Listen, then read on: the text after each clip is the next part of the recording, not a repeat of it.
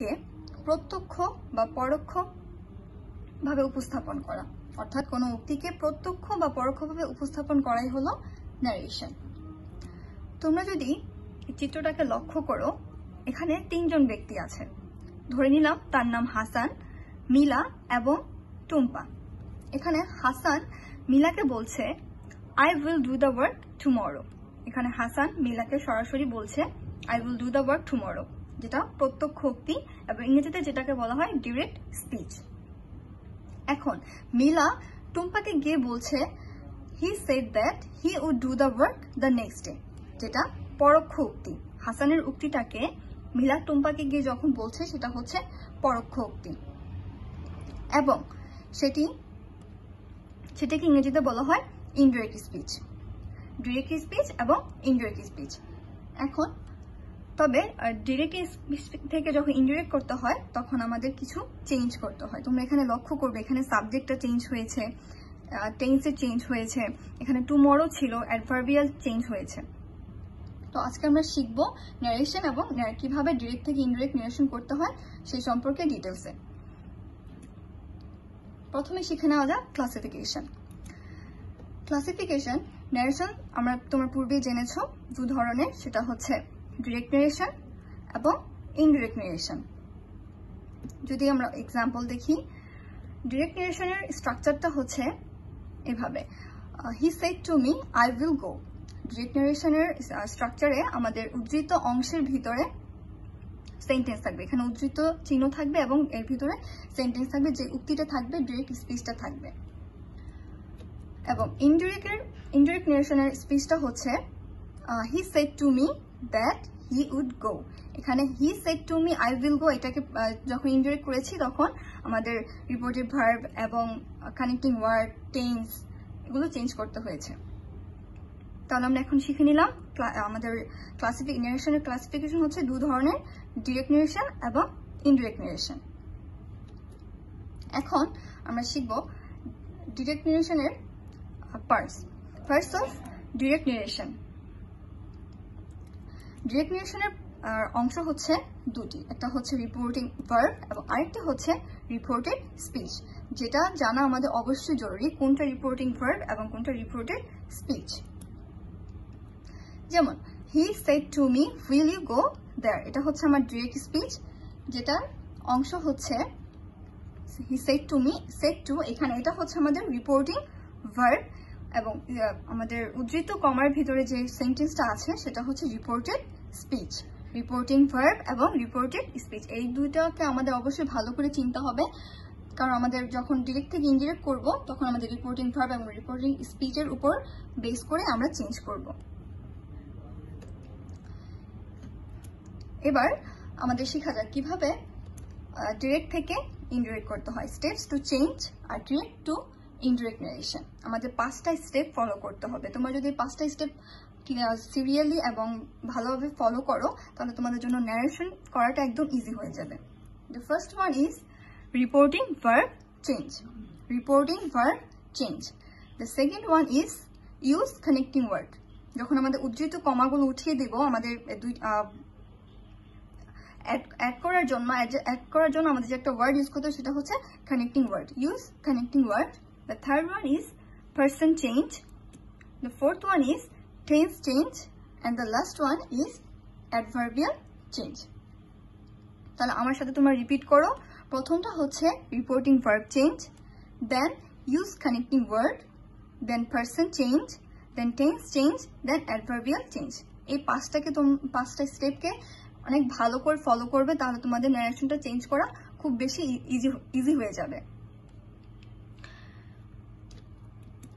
এবার এগুলো সম্পর্কে আমরা ডিটেলসটা প্রত্যেকটা স্টেপে ডিটেলসগুলো জানবো।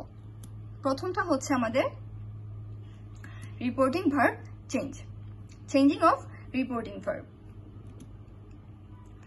আমাদের রিপোর্টিং ভার্ব আমরা কিন্তু শিখেছি কোনটা রিপোর্টিং ভার্ব এবং কোনটা রিপোর্টেড স্পিচ।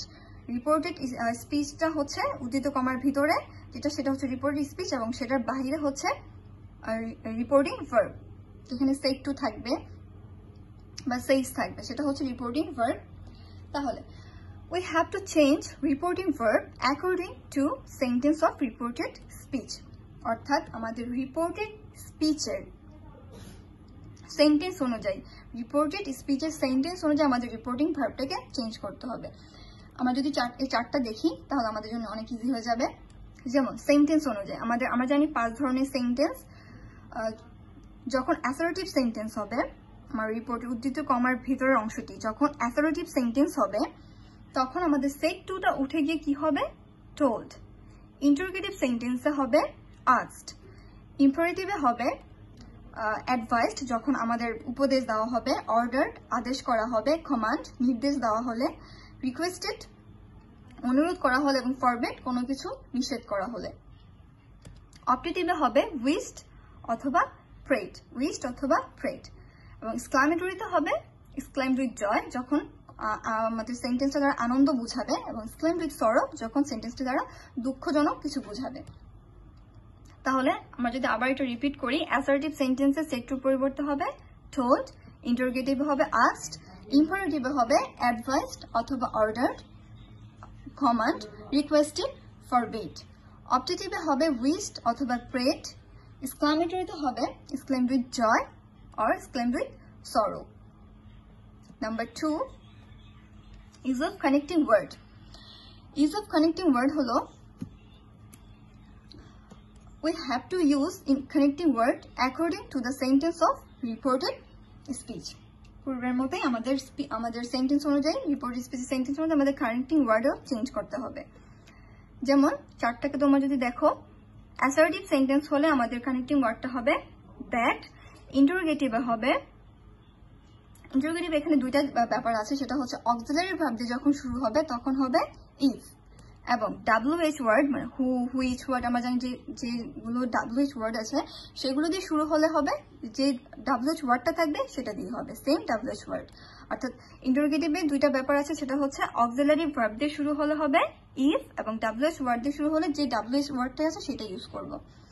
এবং ইম্পারেটিভে হবে, ইম্পারেটিভে আমাদের যখন লেট দ্বারা আমরা জানি লেট দ্বারাও হয় ইম্পারেটিভ সেন্টেন্স, এবং ভার্ব দ্বারাও আমাদের সেন্টেন্সটা শুরু হয়। বাট যখন আমাদের লেট থাকবে না তখন ইউজ করতে হয় টু, এবং যখন লেট থাকবে তখন ইউজ করতে হয় দ্যাট।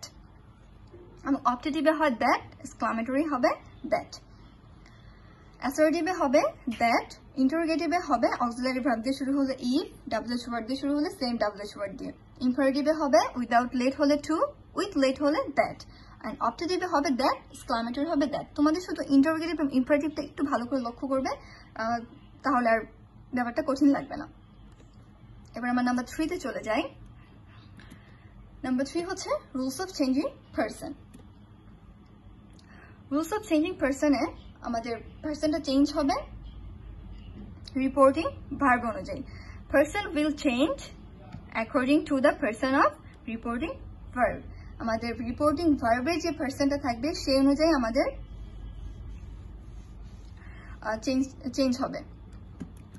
যেমন যখন ফার্স্ট পারসন, যখন আমাদের রিপোর্টেড স্পিচের ভিতরে ফার্স্ট পারসন থাকবে তখন সেটা আমার হবে according to the subject of reporting verb. Reporting ভার্বের অনুযায়ী আমাদের ফার্স্ট পারসনটা বসাবো। যেমন ডিরেক্টর রোজা shed to me I have done my work. এখানে রিপোর্টেড স্পিচের শুরুটা আছে কিন্তু ফার্স্ট পারসন, এখানে ফার্স্ট পারসন, এখানেও ফার্স্ট পারসন আছে। তাহলে যখন আমরা এটাকে ইনডিরেক্ট করবো তখন কি হবে? রোজা টোল্ড মি দ্যাট। এখানে সাব পারসনটা চেঞ্জ হয়ে আমাদের ফলো করছে রিপোর্টিং ভার্বের সাবজেক্টটাকে ফলো করছে। রোজা আছে তাই এখানে শি হয়েছে, এবং মাই সেটাকে অবজেক্ট ফর্ম হয়েছে হার। যখন আমাদের রিপোর্ট স্পিচে সেকেন্ড পারসন থাকবে তখন কি করব? তখন আমাদের সেটা ফলো করবে রিপোর্টিং ভার্বের অবজেক্টকে ফলো করবে। যেমন উদাহরণ যদি দেখি, Nusrat said to me you will do well. Nusrat said to me you will, এখানে আমার সেকেন্ড পারসন আছে, তাহলে এটা আমার ফলো করবে হচ্ছে রিপোর্টিং ভার্বের অবজেক্টকে। তাহলে হবে Nusrat told me that I would do well. যেহেতু এখানে মি আমার সেকেন্ড পারসন আছে, আমরা জানি সেকেন্ড পারসন ফলো করে রিপোর্টিং ভার্বের অবজেক্টকে, তাহলে সেখানে এই জন্য হয়েছে আই। আর থার্ড পার্সন হলে আমাদের কোনো চেঞ্জ হবে না, যা থাকবে তাই আমরা ইউজ করব। তাহলে পার্সন চেঞ্জের ক্ষেত্রে কি হবে? ফার্স্ট পার্সন থাকলে according to the subject of reporting verb, reporting ভার্বের সাবজেক্ট অনুযায়ী। সেকেন্ড পার্সন হলে রিপোর্টিং ভার্বের অবজেক্ট অনুযায়ী, এবং থার্ড পার্সন হলে কোনো পরিবর্তন হবে না। এবার আমরা চলে যাই নাম্বার 4-এ, চেঞ্জিং টেন্স। তোমরা অলরেডি এটা জানো, আমি তারপরও এখানে আবার তুলে ধরছি। তবে এখানে একটা ব্যাপার হচ্ছে, সেটা হচ্ছে রিপোর্টিং ভার্বটি যদি প্রেজেন্ট বা ফিউচার টেন্সে থাকে তাহলে রিপোর্টেড স্পিচের টেন্স অপরিবর্তিত থাকে, অর্থাৎ পরিবর্তন হবে না। শুধুমাত্র পাস্ট টেন্স থাকলে, রিপোর্টিং ভার্বটি পাস্ট টেন্স থাকলেই আমাদের রিপোর্টেড স্পিচটা পরিবর্তন হবে। তাহলে যদি পাস্ট আমাদের প্রেজেন্ট টেন্স এবং ফিউচার টেন্স থাকে রিপোর্টিং ভার্বটি, তাহলে আমাদের রিপোর্টেড স্পিচের টেন্সের কোনো পরিবর্তন হবে না, শুধুমাত্র পাস্ট টেন্স থাকলে আমরা পরিবর্তন করব। এখন দেখে নেওয়া যাক আমাদের টেন্স অনুযায়ী অ্যাকচুয়ালি ইনডিরেক্টলি করলে আমাদের চেঞ্জটা কি হয়। প্রেজেন্ট ইনডিফিনিট, তোমরা এই চারটাকে ভালো করে ফলো করবে। প্রেজেন্ট ইনডিফিনিট থাকলে ফার্স্ট ইনডিফিনিট, প্রেজেন্ট পারফেক্ট থাকলে পাস্ট পারফেক্ট, ফার্স্ট ইনডিফিনিট থাকলে ফার্স্ট পারফেক্ট, ফার্স্ট পারফেক্ট থাকলে পাস্ট পারফেক্ট, কোনো চেঞ্জ নেই। তোমরা এই চারটাকে ভালো করে ফলো করবে। তাহলে চেঞ্জিং টেন্সের ক্ষেত্রে নিয়মটা হচ্ছে কি, শুধুমাত্র আমাদের রিপোর্টিং ভার্বটা যদি পাস্ট টেন্স থাকে তাহলে আমাদের টেন্সের চেঞ্জ হবে, রিপোর্টিং স্পিচ টেন্সের চেঞ্জ হবে। Number 4, adverbial change. এখানে অ্যাডভার্বিয়াল যে ওয়ার্ডগুলো আছে সেক্ষেত্রে আমাদের এই চারটাকে দেখতে হবে যে হিয়ার থাকলে কি ইউজ করব, ইংরেজিকে there, today, that day, tonight, that night, tomorrow, the next day, now, then, yesterday, the previous day, ago, before। তোমার চারটাকে একদম ভালো করে ফলো করবে। তোমাদের হোমওয়ার্ক থাকবে আমাদের যে 5টা স্টেপ আছে, সেই 5টা স্টেপের চার্টগুলো কিভাবে কি করতে হয় এই জিনিসগুলো একদম ভালো করে মুখস্থ করে রাখা এবং খাতায় লিখে রাখা। আজকে তাহলে এই পর্যন্তই। Thank you for attending to the class.